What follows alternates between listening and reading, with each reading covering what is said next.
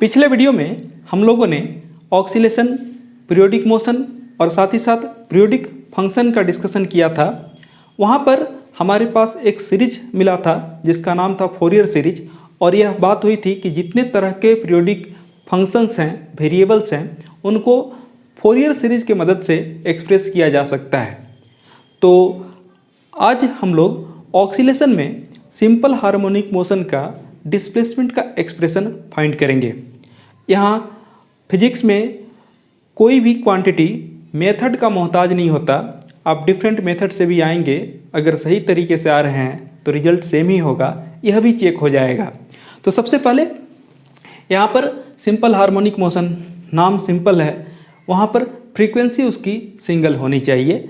और अगर हम ऐसा करना चाहते हैं तो जो फोरियर सीरीज आपको दिख रहा है इसमें सिंगल फ्रीक्वेंसी की बात करें तो ऑब्वियस है कि केवल एक ही फ्रीक्वेंसी ओमेगा को रहने देते हैं, बाद बाकी को हटा देते हैं। तो अगर ऐसा हम कर देते हैं तो हमारे पास अगर फोरियर सीरीज में केवल दो ही कोफिशिएंट्स A1 और B1 नॉन जीरो हैं तो वैसे केस में ये जो फोरियर सीरीज है आपको डिस्प्लेसमेंट सिंपल हार्मोनिक मोशन का एक्सप्रेस कर पाएगा।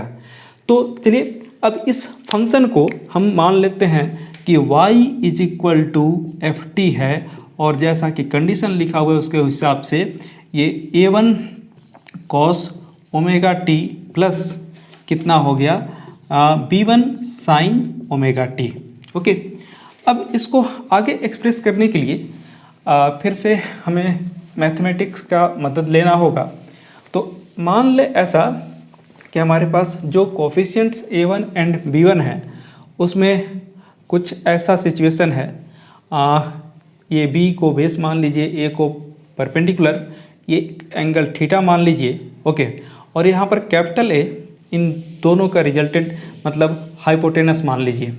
वैसे केस में आप देखिए क्या लिख पाएंगे, तो आपको दिख रहा होगा अगर आप A लिखना चाहते हैं तो यहाँ A कितना साइन थीटा लिख पाएंगे, देख लीजिए तो एक बार। और B/A करेंगे तो कॉस थीटा, यानी B = A cos थीटा, ये लिखेंगे हम लोग। यहाँ पर A1 और B1 था, यहाँ आप भी A1 B1 कर लीजिए।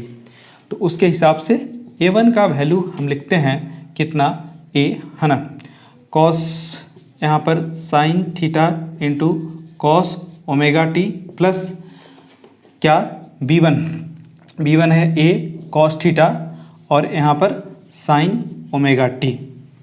आप यहाँ पर कैपिटल A को कॉमन लीजिए तो आपके पास ब्रैकेट में sine theta cos omega T और cos theta sine omega T ये मिला। इसको ध्यान से पढ़ें, ये साइन A प्लस B का फॉर्मूला है, उसके हिसाब से ये A है ना sine omega T plus theta हो जाएगा। जहाँ पर आप कह सकते हैं कि दो अननोन आपके पास हैं, एक तो आपके पास थीटा और दूसरा A है ना। यहाँ पर आप चाहेंगे तो थीटा और A दोनों डिटरमाइन हो जाएगा। कैसे, तो आपने यहाँ पर लिख रखा है A1 = that much, B1 = this much. तो अगर आप डिवाइड करते किसको A1 को B1 से, तब आपके पास क्या आ जाता, यहाँ देख लीजिए, एक तो A sine theta by A cos theta. चलिए, तो आपके पास A1/B1 का वैल्यू इतना आ गया।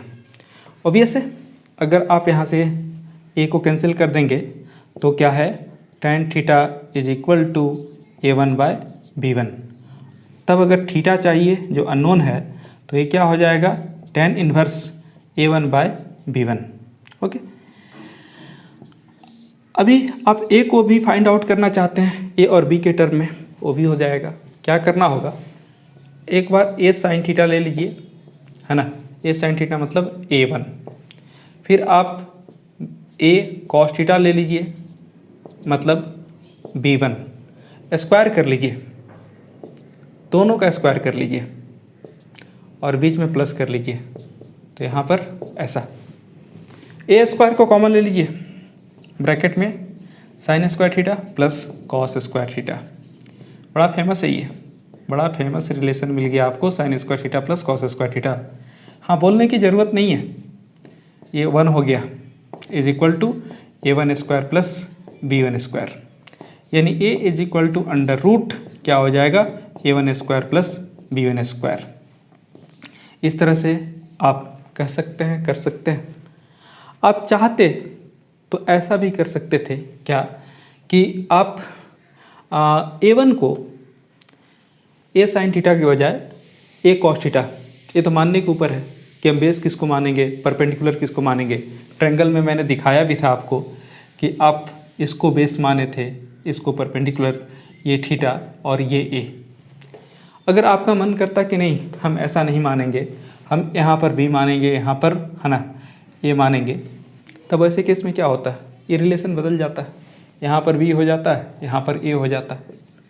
इससे फ़र्क क्या पड़ता, tan थीटा b1/a1 हो जाता है। लेकिन यहाँ पर क्या होता, cos theta cos omega T plus sine theta sine omega T, ये कॉस a माइनस बी का, यानी यहाँ पर a cos omega T minus theta हो जाता। हमने क्या बताया था कि कॉस या साइन दोनों का फंक्शन पीरियोडिक होता है, तो उसके हिसाब से वह भी ट्रू था, वह भी रिलेशन आ सकता था, यानी डिस्प्लेसमेंट का एक्सप्रेशन साइन और कॉस दोनों के टर्म में आएगा। ये तो बात हो गई मेथड 1, मतलब फोरियर सीरीज को यूज करके। हम चाहें तो इसको दूसरे तरीके से भी निकाल सकते हैं। दूसरा तरीका में कुछ इंटीग्रेशन मैं आपसे पहले पूछ लूँ, है ना। अगर आपको इंटीग्रेशन 1/1 माइनस एक्स स्क्वायर, है ना, dx दिया हो तो रिजल्ट क्या होगा।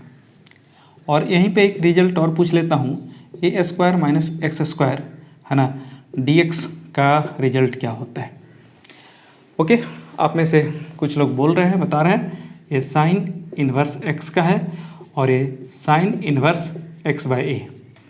हाँ, प्लस c होगा, कांस्टेंट हो तो जाहिर सी बात है, तो इसको याद रखेंगे। अभी मैं एक स्प्रिंग ले लेता हूँ, ठीक है, स्प्रिंग के साथ एक ब्लॉक अटैच कर देता हूँ और ये आपका मीन पोजीशन मान लेता हूँ। हम एंड पोजीशन, जिसको फाइनल पोजीशन कह सकते हैं, इसको मानते हैं। मीन से फाइनल तक के बीच के डिस्टेंस को, है ना, एम्पलीट्यूड कैपिटल A बोला जाता है। और इसमें कहीं पर बीच में एक डिस्टेंस y है, जिसको आप इनिशियल पोजीशन मान लीजिए, ठीक है। इतना करना होगा। अब ये करने से फ़ायदा क्या होगा, हर काम फ़ायदे के लिए। हाँ बिल्कुल, आप जब डेरिवेशन कर रहे हैं तो हर स्टेप का कोई मीनिंग होना चाहिए, हर स्टेप कुछ कहना चाहिए, रैंडम नहीं चलेंगे। एक काम करते हैं, law of conservation of energy लगा देते हैं। Law of conservation of energy क्या होता है, kinetic energy initial plus potential energy initial is equal to kinetic energy final plus potential energy final. अभी इस पोजीशन पे वेलोसिटी को v मान लिया जाए तो kinetic energy initial half m into v square plus spring है, स्प्रिंग के साथ पोटेंशियल एनर्जी जो होता है ना, वो हाफ के एक्स स्क्वायर, यहाँ पर हाफ के वाई स्क्वायर होगा, क्योंकि डिस्प्लेसमेंट को आपने y माना है। फाइनल एक्सट्रीम पोजीशन है, एक्सट्रीम पोजीशन पे ऑब्जेक्ट जा कर के रुक जाएगा, ठीक है। तो वैसे केस में ये काइनेटिक एनर्जी फाइनल 0 और ये फाइनल पोटेंशियल एनर्जी, है ना, हाफ के इंटू, है ना, कितना a स्क्वायर लिख लेंगे। एक और बात याद रखेंगे, ये पहले से डेरिवेशन किया हुआ है, अंडर रूट k/m ये ओमेगा के बराबर होता है, कहीं ज़रूरत पड़े तो यूज कर सकते हैं। हाँ, तो यहाँ पर half m into v square, उधर इसको ले गए तो हाफ और k कॉमन आ गया, आपके पास a square minus y square. यहाँ से आप एक काम करेंगे, 2 को कैंसिल कर देंगे तो m into v square is equal to k, और m को भी इधर लेके आ जाइए, k/m under root a square, हाँ अच्छा स्क्वायर रूट भी, इसका स्क्वायर हटा दीजिए तो स्क्वायर रूट हो जाएगा a square minus y square और अंडर रूट दिस मच। अभी मैंने बोला वहाँ से उसको ओमेगा ले लेना है, ले लीजिए, ठीक है। और ये हो गया अंडर रूट कितना, a square minus y square. और भी को क्या लिखेंगे यहाँ पर, तो d y by d t लिखेंगे। ओके, आप यहाँ से क्या करेंगे, तो d y divided by under root a square minus y square is equal to omega into t. Well, बहुत बढ़िया। अभी इंटीग्रेशन वहाँ लिखा हुआ है 1 by a square minus x square d x is equal to sine inverse x bye ए। इस तरह से अगर हम इधर भी इंटीग्रेशन करें और इधर भी इंटीग्रेशन करें तो रिजल्ट क्या आएगा, इसका रिजल्ट साइन इनवर्स क्या y by a is equal to omega, है ना, omega T plus c, c is the constant of integration. अभी आप y by a is equal to क्या लिखेंगे, तो sine omega T plus c. वापस यहाँ से चलते हैं। हाँ, हमने किया क्या वो बता देते हैं। एक स्प्रिंग लिया, स्प्रिंग को मेन पोजीशन से शिफ्ट करके फाइनल एक्सट्रीम पोजीशन पर लेकर के गए।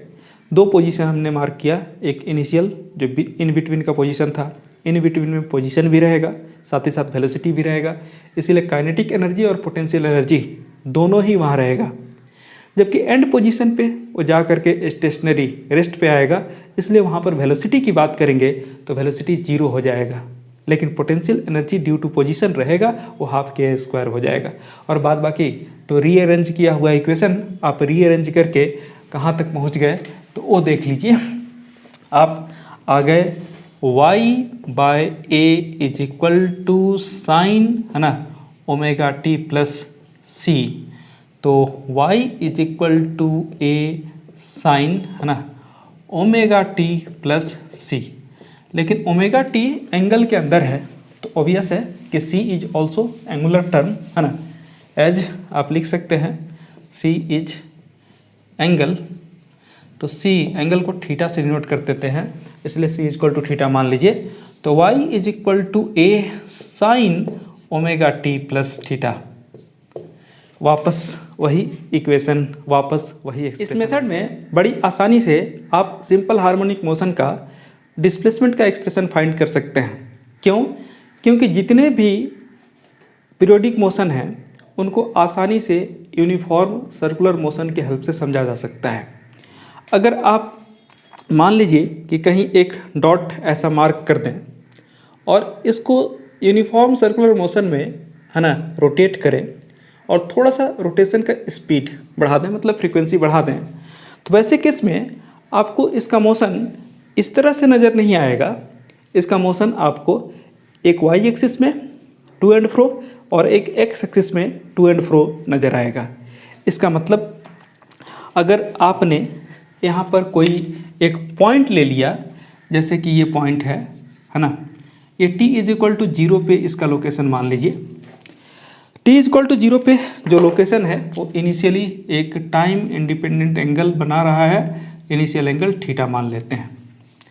अगर ये स्पीड, है ना, एंगुलर स्पीड ओमेगा मान लिया जाए तो t टाइम के बाद t is equal to t, इसका कोऑर्डिनेट x, y और ये जो एंगल है ये ओमेगा टी के बराबर होगा। अब अगर यहाँ से हम ज्वाइन कर लें नीचे की तरफ तो ये डिस्टेंस x हो जाएगा और ये ऊपर का डिस्टेंस आपका y हो जाएगा। अब अगर हम दो बातें कहें, क्या, एलोंग पहला, है ना, x एक्सिस, तो x एक्सिस में क्या लिखेंगे, इसको x एक्सिस मान लीजिए और इसको y एक्सिस। तो x बाय, ऑब्वियस है कि सर्कल है तो उसका कोई रेडियस होगा, तो रेडियस हाइपोटेनस जैसा यहाँ काम कर रहा है, तो base by hypotenuse is equal to cos of angle, और एंगल यहाँ टोटल कितना हो जाएगा, तो एक तो ओमेगा टी है प्लस थीटा है, उसके हिसाब से ये x is equal to r, है ना, cos omega T plus theta, ये आ गया। जहाँ पर आर जो है रेडियस है और यही आपका वाई एक्सिस या एक्स एक्सिस का मैक्सिमम डिस्प्लेसमेंट होगा, और जो मैक्सिमम डिस्प्लेसमेंट है उसी को हमने क्या कहा है, एम्पलीट्यूड कहा है। तो इसको आप इजीली ए से डिनोट कर सकते हैं। अब आप सोच रहे होंगे कि हर बार साइन वाला टर्म आया, इस बार कोसाइन का आ गया, साइन का टर्म गया कहाँ, कहीं नहीं गया है, होल्ड कीजिए। अब आप एलोंग वाई एक्सिस लिख के देखिए, है ना, यानी यहाँ से ये एक चीज़ पता चल जाएगा कि आप दो डिफरेंट एक्सिस में दो डिफरेंट रिलेशन यूज कर सकते हैं। अगर यहाँ पर y बाय आर लिखेंगे तो y आपका एंगल के सामने परपेंडिकुलर बाय हाइपोटेनस ये साइन थीटा होगा, यानी sine omega T plus theta. Okay, तो वैसे केस में ये y is equal to r sine omega T plus theta लिख पाएंगे। वेल ए को फिर से आर को फिर से ए मान लेते हैं, तो आप sign omega T plus theta लिख लीजिए, और y वाला एक्सप्रेशन भी आपका आ गया, x वाला भी आ गया। ओके, ऐसे एनसीईआरटी ने बेसिकली x वाला एक्सप्रेशन लेकर के ही आगे का क्वांटिटी डेराइव किया है, तो हम लोग भी आगे इसी को कंटिन्यू करेंगे। ऐसे साइन लिखने में भी कोई फ़र्क नहीं पड़ता। अंतर यही है कि एक मीन पोजीशन को रेफरेंस लेकर के चला और दूसरा एक्सट्रीम पोजीशन को रेफरेंस लेकर के चला, दोनों ही पॉसिबिलिटी हो सकती है। जहाँ पर कौन क्वांटिटी क्या है ये भी जान लेंगे। आपके पास ए बेसिकली एम्पलीट्यूड है ना, ए एम्पलीट्यूड, उसके बाद से ओमेगा बेसिकली इसको एंगुलर फ्रीक्वेंसी यहाँ बोलते हैं, सर्कुलर मोशन में एंगुलर वेलोसिटी बोलते थे। थीटा अगर हम बोलें तो इसको फेज कांस्टेंट बोला जा सकता है, क्योंकि वो टाइम पे डिपेंड नहीं कर रहा है। और ओमेगा टी प्लस थीटा को आर्गुमेंट या फेज बोलते हैं, ठीक है। और टी तो एनी इंस्टेंट ऑफ टाइम, जिस इंस्टेंट की हम लोग बात कर रहे हैं।